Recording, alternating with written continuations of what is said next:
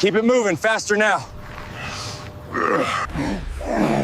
ময়না রে, তোর জন্য এত কষ্ট করছি, জানি না কি আছে কপালে।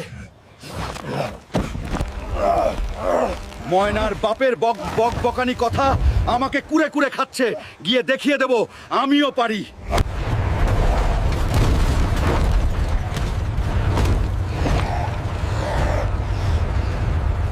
কি থেকে কি হয়ে গেল?